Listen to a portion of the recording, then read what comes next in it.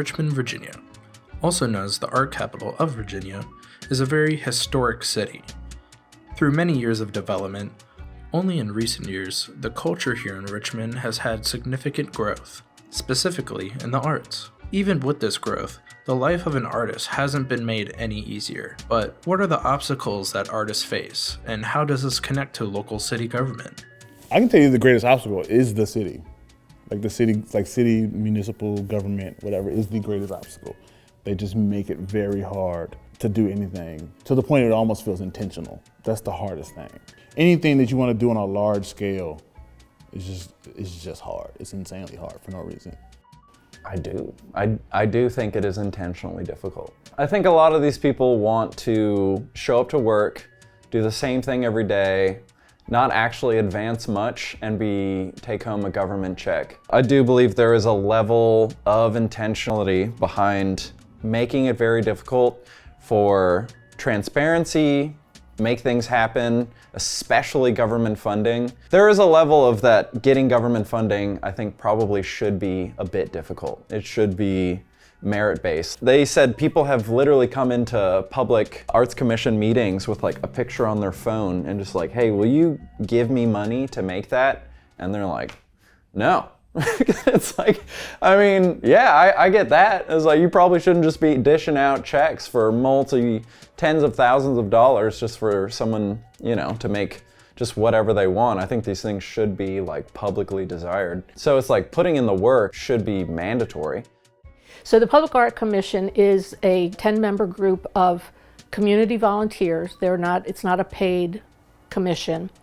And it's made up of arts professionals, landscape designers, curators, architects, and then representatives from a couple of the other commissions. The City Planning Commission has a representative on it. The Urban Design Commission has a representative on it. And they are responsible for preliminary approval of any art that's being placed on public property. We are the only commission currently that is not officially recognized with an ordinance from the city. They actually created a master plan that will allow them to move in a more free space. And also, like, how do you make up the public art? How do you think about the public art? What are there ways to support projects like murals independently, so on and so forth? The City of Richmond completed a public art master plan that was approved by City Council in 2018, and that lays out, it's a 150-page document that lays out what the aspirations of the Public Art Commission are.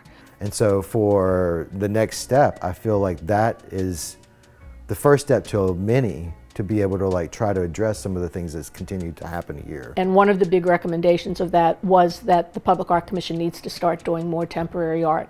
And so that's where we've been focusing our attention, is how do we make that happen, which is going to be a complex project because right now the only ordinance that governs the Public Art Commission is the percent for art, which is funding that is restricted to the commissioning of permanent works of art.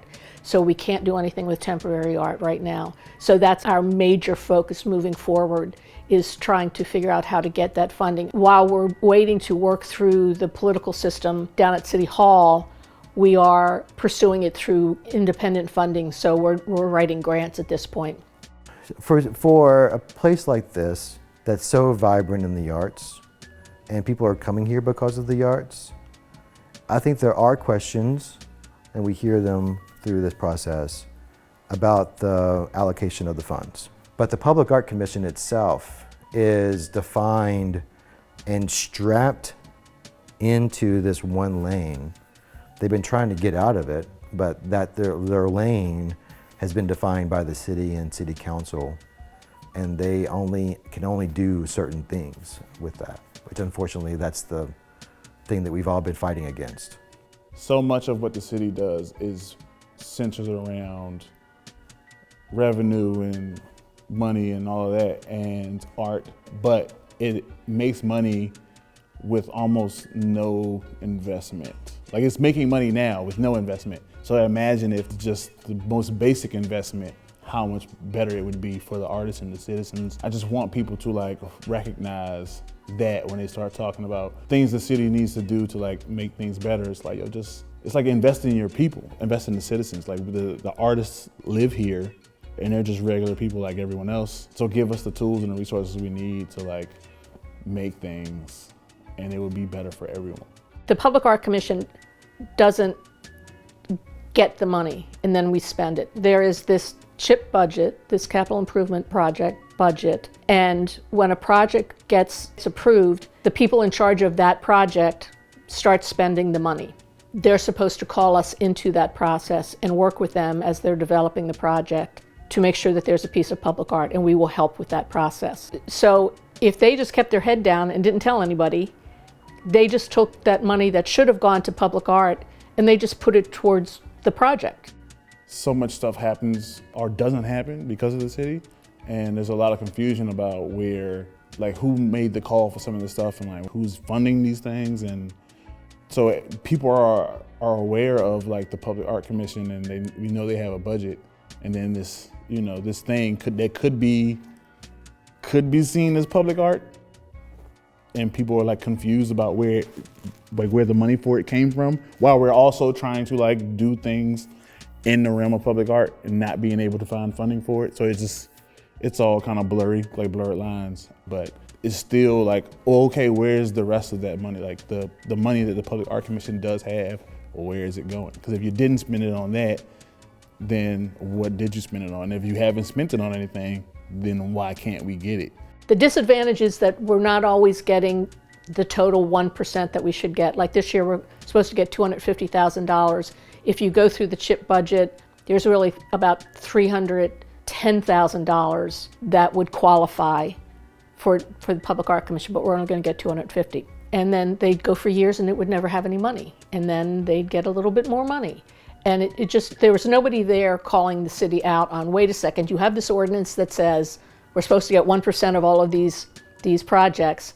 And there would be years when there were qualifying projects and the city never allocated it towards public art because there wasn't somebody there poking them and saying, wait a second, you already approved this, you need to follow through on it and give us that money.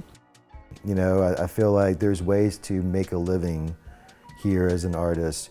It's not easy, which is unfortunate. At the same time, like, there's a lot of people that will champion artists. And so the steps I would tell them is basically to keep going. You know, like, don't give up, because we need them. We need them in the city, we need them in this country, we need them, like, we need their voices, we need their perspectives, we need their ability to communicate. Just noticing who gets to do what and where and how, but then also like being aware of what's happening globally or nationally, and just like why doesn't some of that stuff happen here for a city that's so well known for its art, but it's like we're like 10, 15 years behind what everyone else is doing, and like why is that? And those experiences probably shaped my like politics or idea of what art could and should be here. But then I have to realize that like those cities that I would go to already have their own art scene, and I would just be one of a million people trying to do the same thing.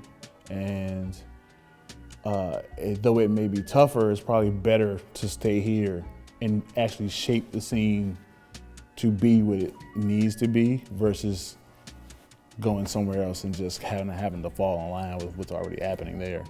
I just know from being here that like the people are the best part of it all. Like this, it doesn't fall on deaf ears when you start making things. People see it and they will like gravitate toward it. But it's just, you just got to be consistent, and there are difficulties to being consistent around here.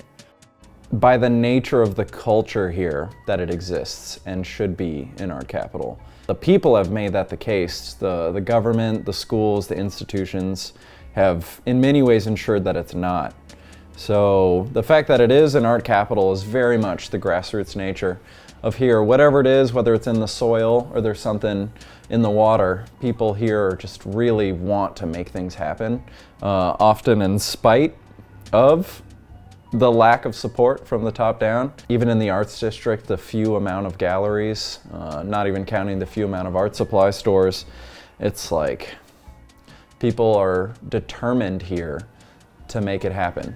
It's almost by accident, or perhaps even spite in a lot of ways, that this should be the art capital.